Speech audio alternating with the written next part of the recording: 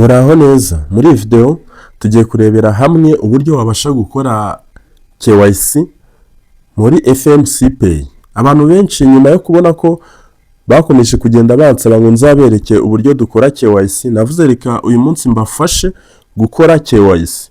Nkurikira nkwereke akantu ku kandi, nta kindi nkusaba ndakwibutsa gukanda like kuri iyi video. Hanyuma niba hari igitekerezo ufite cyangwa se hari ikibazo ufite nyandikira aho muri comment ubundi nze nkisubize. Niba utari wiyandikisha muri FMCPAY nakugira inama yo kwiyandikisha hakiri kare bitewe nuko ubu ngubu turi gukoreramo amafaranga. Nkwibutse ko iyo ubashije kwiyandikisha bahita baguha $2. Nanone iyo ushyizemo umuntu baguha $2. Buri muntu wese ushyizemo baguha $2. Rero nakugira inama yo kwiyandikisha hakiri kare. Nta kindi tuzakora iyo umaze kwiyandikisha, naberetse na video y'uburyo ubasha kwiyandikisha, uhituza ugakanda hano handitse verify. Hano handitse verify now, ahangaha niho uhituza ugakanda iyo umaze kwiyandikisha. No kuvuga ngo ikintu cyo gikorwa cya kabiri ukora umaze kwiyandikisha. Uraza ukahakanda. Iyo umaze kuhakanda hano barakubwira, hano hejuru urabona harahanditse ngo unverify, hano bakakubwira ngo requirements. No kuvuga ngo hano baragusaba umwirondoro wuzuye, bakagusaba irangamuntu, bakagusaba no kwifotora ifoto yawe. Hano nibyo bintu bari bugusabe. Noneho hasi bakakubwira ngo minimum yayo wemereye kubikuza ni $10,000. Murabyumva, ni $10,000, ubwo ni miliyoni 12 z'amanyarwanda, 14 z'amanyarwanda, 15 gutyo. Nta kindi rero, ibyo byose iyo ubyujuje umaze kuzuza uwo mwirondoro, icyo gihe nibwo uba wemerewe kubikuza.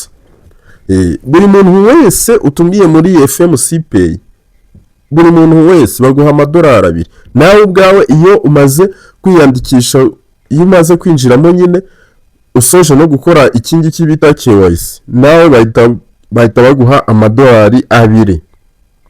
Ni $2 n'ibice, nuko ngiye ndi kubabwira ko ari 2. Nta kindi rero uzahituza ukanda hano handitse verify now. Mbibutse ko iyi ntabwo ari mining.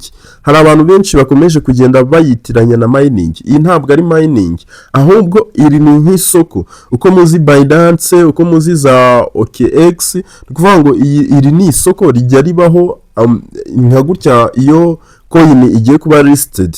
Nka ziraza hano ze za wenda urugero gutya turi ku mining Ruby nijya kuba listed, iri ni isoko nyine ryakira ama coin, coin ikaba listed. Hano urabona hari ibintu byinshi, hari uburyo bw'irangamuntu, hakaba uburyo bwa passport, hakaba n'uburyo bwa driving license. No kuvuga ngo uzakoresha kimwe muri ibi ngibi. Niba ufite irangamuntu uzaza ukoresha irangamuntu, niba ari passport uzakoresha passport, niba ari driving license uzakoresha driving license. Bitewe nuko twebwe dufite irangamuntu turemeza kwa karaka mbere kanditseho ID card hariya, hanyuma dukande continue. Noneho iyo tumaze gukanda continue duhita duhinguka ahantu hameze gutya. Hano rero niho tugiye kuzuza imyirondoro iri ku irangamuntu. Guys, mwumve kano kantu neza. Hano tugiye kuzuzaho imyirondoro iri ku irangamuntu. Ndashaka tubyuzuze byose akantu ku kandi muri kubireba, nta kintu ndi bubahishe kugira ngo ibintu muze kubikora neza cyane. Ndashaka ko mubikora neza cyane. Nkwibutse ko niba ukeneye kwiyandikisha muri FMCPAY, reba aho ngaho kuri screen yawe hari invitation code. Iyo ngiyo niyo urabasha gukoresha kugira ngo baze kuguha ya $2 ukigeramo. Iyi FMCPAY ntabwo mbibutse, nanone nongere mbigarukeho, ntabwo ari mining. Hari abantu benshi bari kumbaza none se ngiyi ngo tumininga gute. Iyi ntabwo ari mining, iri ni isoko. No kuvuga ngo iyo ubashije kugira ute, iyo ubashije kwiyandikishamo, icyo gihe uba wemerewe kuguriraho amacoin ukayimurira ku yandi ma exchange, cyangwa se waba ufiteho coin ukazihinduramo $2. Ni muri ubwo buryo ibasha gukora. Usibye ko aho ibera agatangaza nuko kwiyandikisha ubasha kuguha $2. N'uzanyemo bakamuha $2, nawe bakaguha $2. Ni muri ubwo buryo bigenda bikoramo. Ubwo urumva uzanyemo abantu 10 waba ufite $20 n'andi hejuru. Uzanyemo abantu 50 waba ufitemo $100 n'ayandi hejuru. Muri kumva ibyo bintu. Hariya rero hariya nabasobanuriye biba byinshi cyane. Ni kuvuga ngo kanze ndaje mbibasobanurire neza akantu ku kandi. Hari ahambere uzagenda ushyireho ubwenegihugu niba uri umurundi uzashyiraho Burundi, niba uri munyarwanda ni u Rwanda. Noneho hari aha kabiri first name uzashyiraho izina rya mbere riri ku irangamuntu nkuko byanditse riri ku irangamuntu. Hari last name uzashyiraho izina rya kabiri. Noneho hano handitse birthday ni amatariki y'amavuko. Birthday ni amatariki y'amavuko yari ku irangamuntu. Guys, uzashyireho ibiri ku irangamuntu, nushyiraho ibitari ku irangamuntu icyo gihe ntabwo bazakwemerera. Kandi iyi KYC iyo bayikwemereye nibwo utangira kubona za bonus, nibwo umuntu wese winjije, nibwo ujya kubona ukabona amadolari yiwe yagezeho yo nawe bamwemereye KYC. Ntabwo bakwemerera KYC utabishyizemo neza nkuko biri ku irangamuntu. Kandi making sure ko irangamuntu yawe izaba iri kugaragara neza mu gihe ugiye kwifotora. Hariya uzashyiramo hari ID card cyangwa se card number, uzashyiramo nimero iri ku irangamuntu, nimero y'irangamuntu nyine.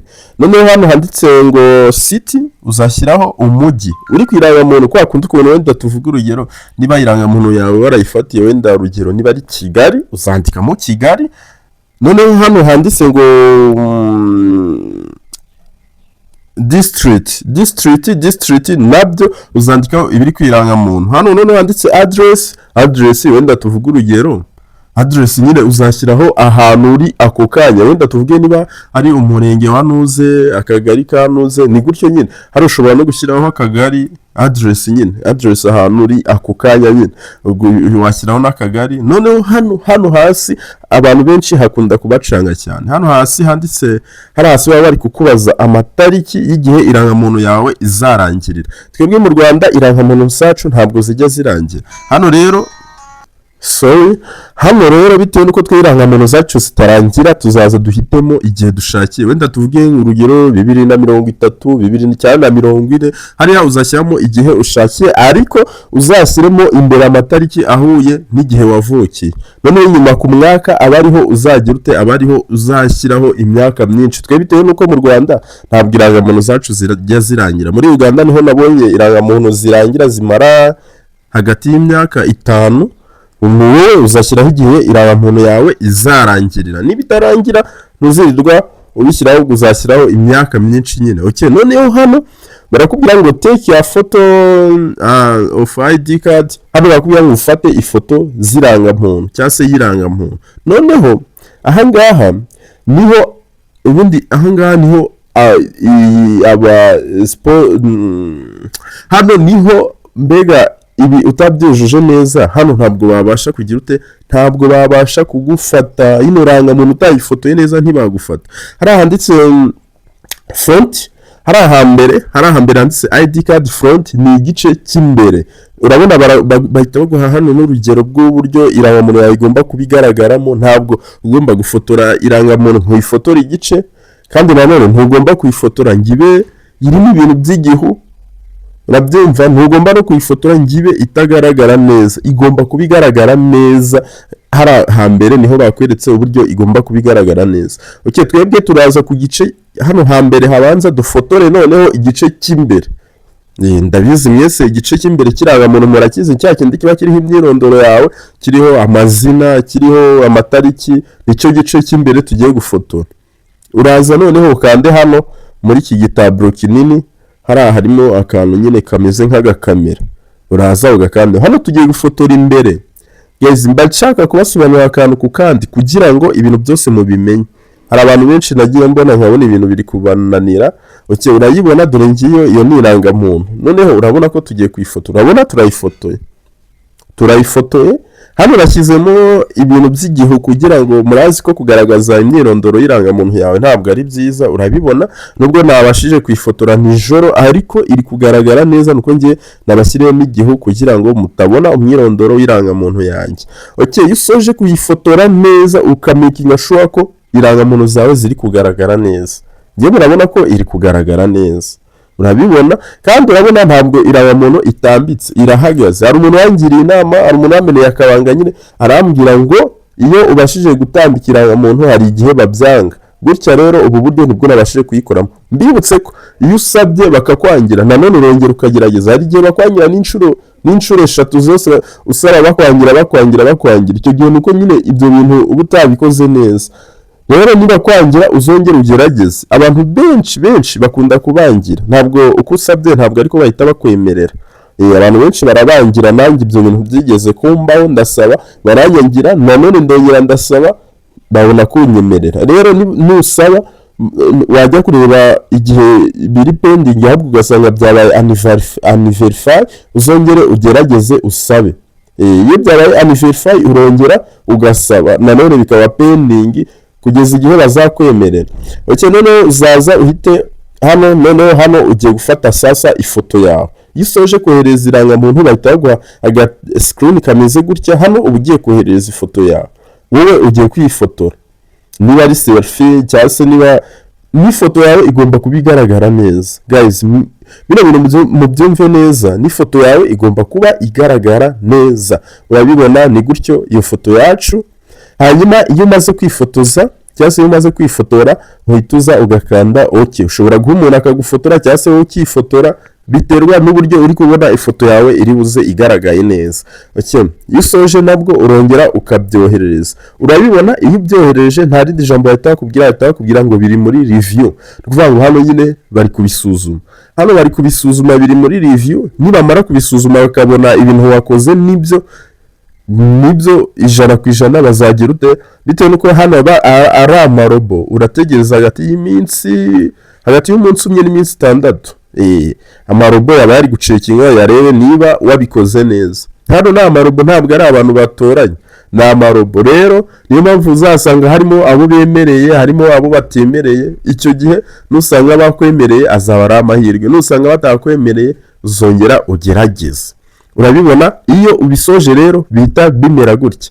Hano ni gutya bita bimera. Urabibona hano ahita haza ngo 0 USDT, ni ukuvuga ngo hano nta madolari dufiteho. Murabona ko nta kintu dufiteho. Hano iyo bakwemereye KYC uhita ubonaho amadolari 2.54. Iyo bamaze kukwemerera KYC ubonaho amadolari 2 ibice bishobora guhinduka bitewe n'ukuntu idolari yino FMCPAY ziri kugenda zizamuka cyangwa se zimanuka, nkuko bishobora no kugera no ku madolari 5 cyangwa se bikagera ku madolari 10. Hano rero ibintu bigenda bihinduka, ntabwo uko wagize uyu munsi ushobora kubona hariho amadolari 2, ejo ukabona hariho amadolari 5, bitewe nuko igiciro kiri kugenda kizamuka bita ngo ni FMCPAY, bitewe nuko aya madolari 2 yahwanye na FMCPAY igihumbi, yahwanye na FMCPAY igihumbi.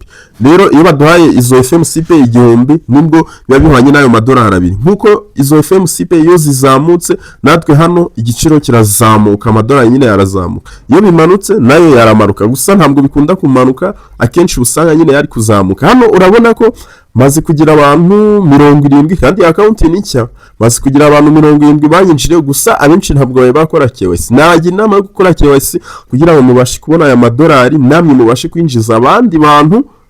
Mwibutse ko buri muntu wese winjije na madolari 2, ubwo ubonye abantu 4 ku munsi nta madolari 8. Urumva amadolari 8 ntabwo ari make.